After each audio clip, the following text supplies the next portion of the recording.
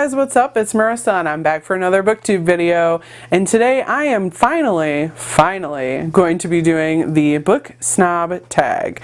I couldn't remember if I actually did this or not. I actually had to go back and look at my videos.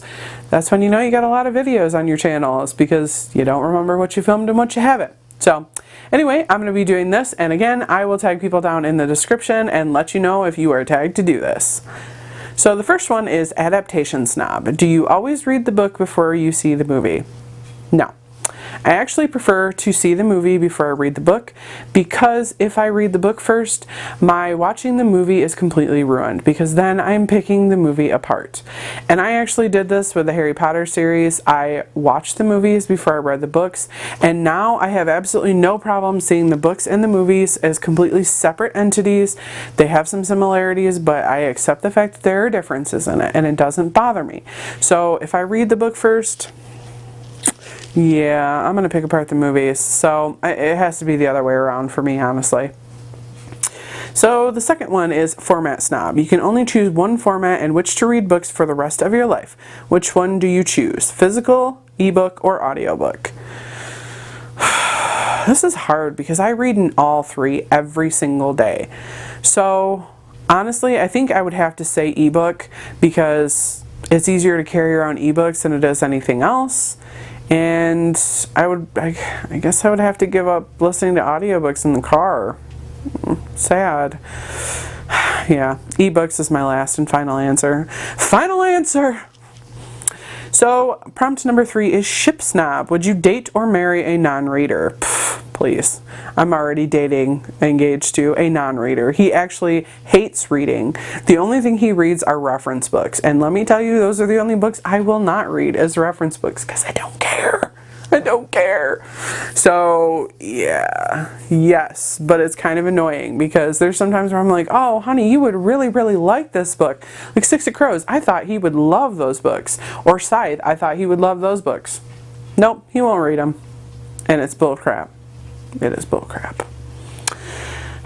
Anyway, so prompt number 4 is Genre Snob. You have to ditch one genre, never to be read again for the rest of your life.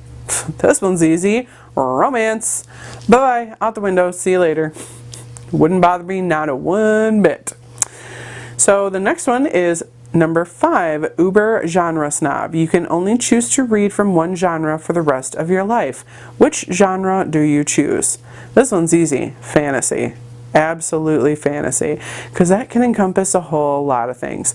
I have to admit it, I would really, really miss historical fiction too, but I think fantasy, you can get a lot more of a breadth of things than reading about historical fiction. So, yeah. So the next one is number 6, Community Snob. Which genre do you think receives the most snobbery from the bookish community? Ooh. I think it's historical fiction, just because more people can rip apart historical fiction, because if the authors don't do enough research or interpret characters and write them in a way that people don't see them and that people don't interpret them, then they can get ripped apart for it. And I've watched it happen. Me personally, I don't really care. I like seeing how all these authors interpret different historical figures, especially very well-known historical figures, because you know what, to be perfectly honest, like any account of them, even if it's a real account, really doesn't capture the width of someone's personality. So I like seeing how individual authors will interpret these characters. I can't even tell you how many books I've read about Anne Boleyn, and every single one interprets her character in a different way. And I like that. I mean, I have my favorites, don't get me wrong. There are my favorites out there because they more closely resemble how I like to think of her as a character in a novel, but I can't say for sure which one's actually right. I can just say which ones I prefer. So I honestly think historical fiction does get the most snobbery from the book community. And if we're referring to it as in, you know, haughty, like, haha, I read these books, then that would be classics.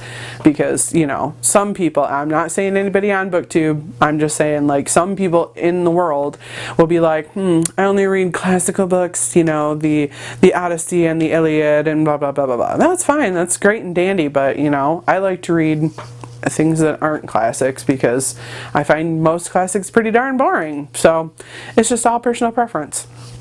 So the last one is prompt number 7, Snobbery Recipient. Blah, I can't speak today. Hello, good morning. Snobbery Recipient. Have you ever been snubbed for reading something that you have been reading, or for reading in general? I think I have. I think I have in my personal life. Nothing ever on BookTube, but I think I've gotten a lot of flack for it from people, because they're like, oh, why are you reading a YA book? Or, oh, why are you reading a fantasy book? My fiance has said a few times, you just live in Fantasyland. Why, yes, I do, sir. Thank you very much, because Fantasyland is much more fun than the real world. I'm just saying. So I think I have been a recipient of some snubbery, but to be perfectly honest, I don't care. As long as I'm enjoying what I'm reading, I really don't give a crap what anybody else thinks about it. So that's just me. That's just my personal preference.